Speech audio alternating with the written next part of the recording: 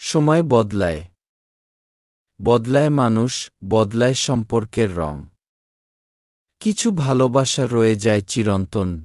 জীবনে আমরা অনেক কিছু পাই, আবার অনেক কিছু হারাই। কিন্তু কিছু সম্পর্ক, কিছু ভালোবাসা হারিয়ে গেলেও একদিন ফিরে আসে। আজকের গল্পটা এমন এক পিতামাতা আর তাদের সন্তানদের নিয়ে। এ হলো আনন্দপুর গ্রাম। এই গ্রাম আধুনিকতার বাইরে হলেও এখানে যেমন ভালো মানুষ আছে, ঠিক তেমনি আছে কিছু খারাপ মানুষ। ইনি হলেন কফিল উদ্দিন, আমাদের এই গল্পে রাশেদের বাবা। কফিল উদ্দিন আগে মাস্টারি চাকরি করলেও বর্তমানে তিনি বয়সের ভারে বেকার।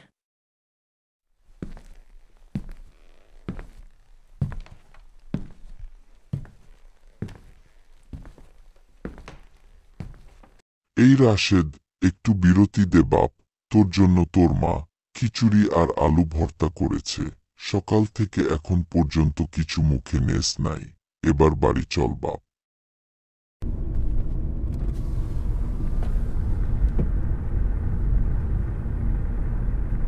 আব্বা, এবার শিলা বৃষ্টি না হইলে জমিতে মেলা ধান হইবে। এইবার মনে হয় সব দেনা পাওনা শোধ হইবে আমাবর। আর কোনো কষ্ট থাকবে না।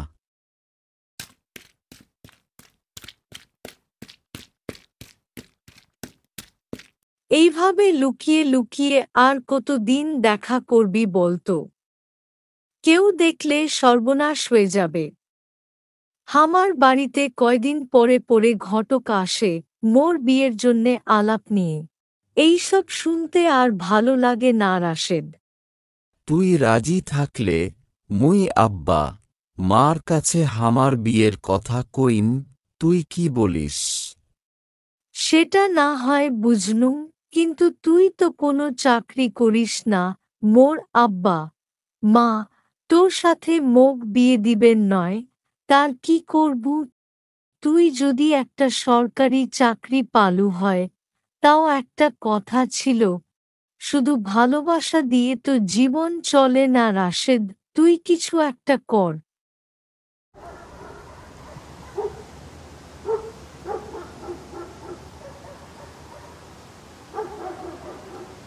আব্বা, মা, ভাইয়া কবিতাকে বিয়ে করবে চায়। তোমরা কবিতার সাথে ভাইয়ার বিয়ে দিয়ে দেও। সবই তো বুঝি রে মা, কিন্তু মণ্ডল সাহেব কি রাজি হবে?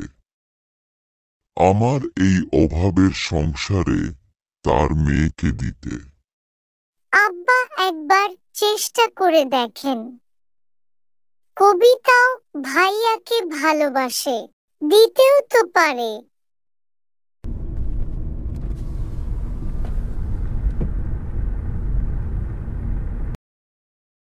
ভাই সাহেব, মুই আপনার কাছে একখান উদ্দেশ্য নিয়ে আসছিনু, যদি কিছু মনে না করেন।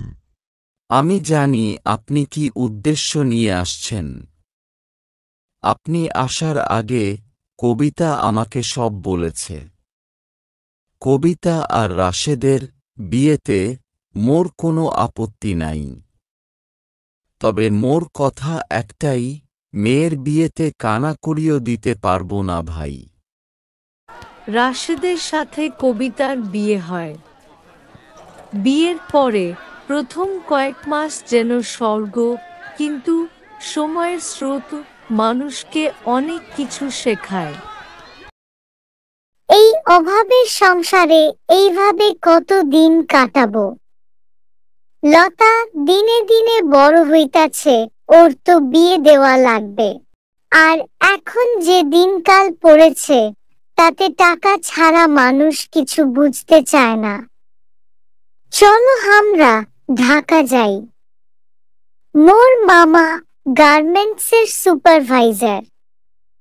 ঢাকায় গেলে চাকরি হইবে। হামরা ঢাকায় গেইলে আব্বা মাকে দেখব কেডা?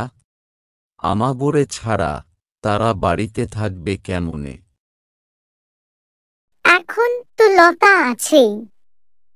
আমরা তো আর সারা জীবনের জন্যে যাইতেছি না, কয়েক বছর থাকি, কিছু টাকা নিয়ে আসব।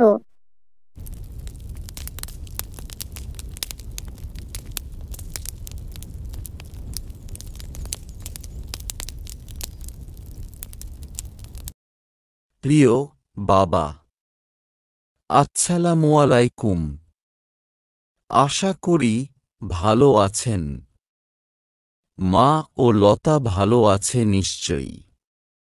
আমার ও কবিতার গার্মেন্টসে চাকরি হয়েছে। প্রথম মাসের বেতনও পেয়েছি। আমার ১,৮০০ টাকা আর কবিতার ১,৪০০ টাকা। বাবা, চিঠির খামের ভিতরে কিছু টাকা দিলাম।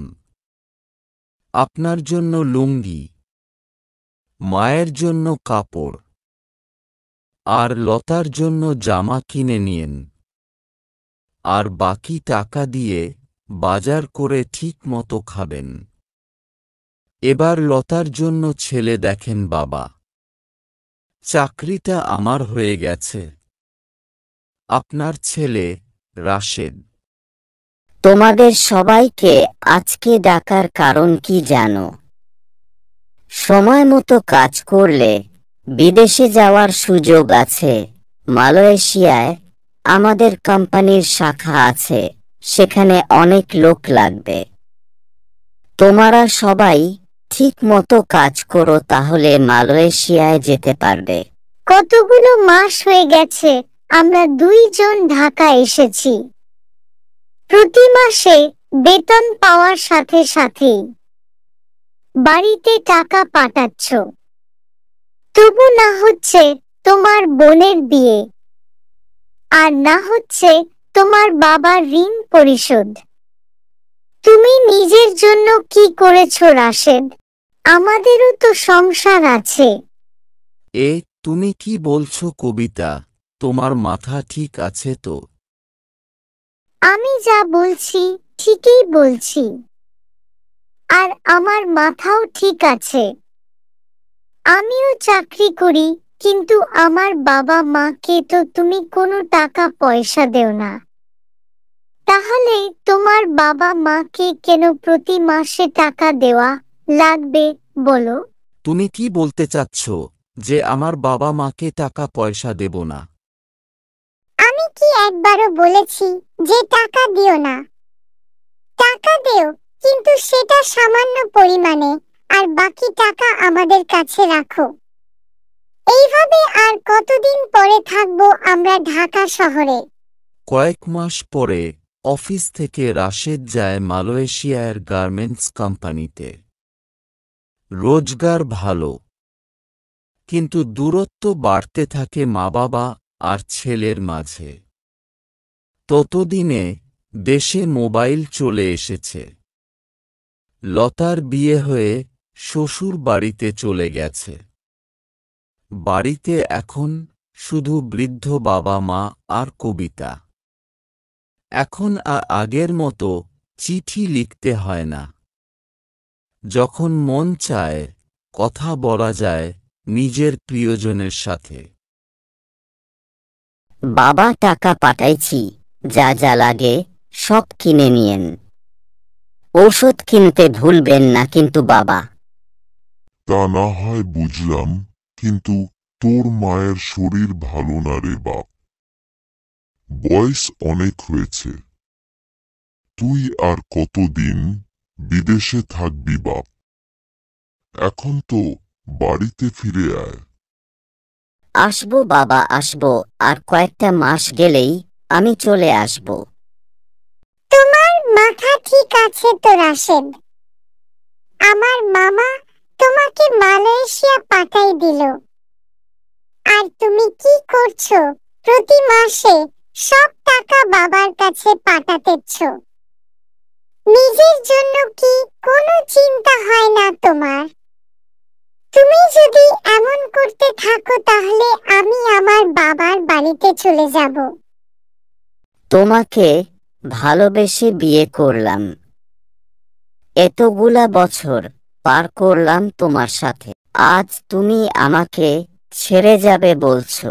ও আমি এমনি বলছি, রাগ করো না প্লিজ।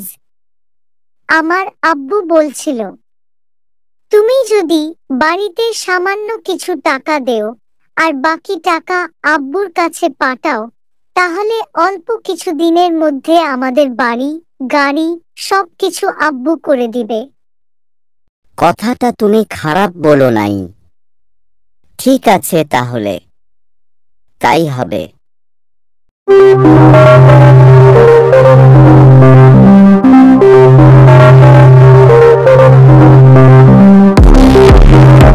রাশেদের টাকা আসে, কিন্তু সেই টাকা যায় কবিতার বাবার হাতে। আর এদিকে কফিল উদ্দিন নিজের বাড়ির খরচ চালাতে হিমশিম খায়। রাশেদের মা ঔষধের অভাবে দিনে দিনে বেশি অসুস্থ হতে থাকে। এই মাসেও 25,000 এসেছে। ঘরের চাল বদলাবো এইবার। ওর মা বাবার জন্য কিছু রাখবা না তো? তুমি তো আবার দয়ার মানুষ। তাদের জন্য রেখে কি আর হবে? বুড়ো হয়ে গেছে, যে কয়দিন বাঁচে এমনিতেই বাঁচুক। হঠাৎ করে একদিন রাশেদের গার্মেন্টস কোম্পানিতে আগুন লাগে, তারপর বন্ধ হয়ে যায় গার্মেন্টস। অবশেষে রাশেদ নিজ দেশে ফিরে আসে। বাড়িতে এসে জানতে পারে তার মা আর এই পৃথিবীতে বেঁচে নাই। বাবা কোথায় আছে সেটা কেউ জানে না। তাদের বাড়িতে এখন অন্য সব মানুষ থাকে। তার জন্য যে বাড়িটা করার কথা ছিল সেটাও করা হয় নাই। দেশে আসার পর থেকে কবিতার ফোনও বন্ধ। তাহলে কবিতা গেল কোথায়? সেটাও বলবো তো, তার আগে একটু রেস্ট নে। আমি এই সুযোগে যারা আমার গল্পটা ইউটিউবে দেখতাছে তাদের উদ্দেশ্য কিছু কথা বলি। তোমরা যারা এখনো আমার চ্যানেলটিকে সাবস্ক্রাইব করো নাই, তারা এখনই আমার চ্যানেলকে সাবস্ক্রাইব করো সবার আগে ভিডিও পাওয়ার জন্য, সেই সাথে শেয়ার করে অন্যকে দেখার সুযোগ করে দেও।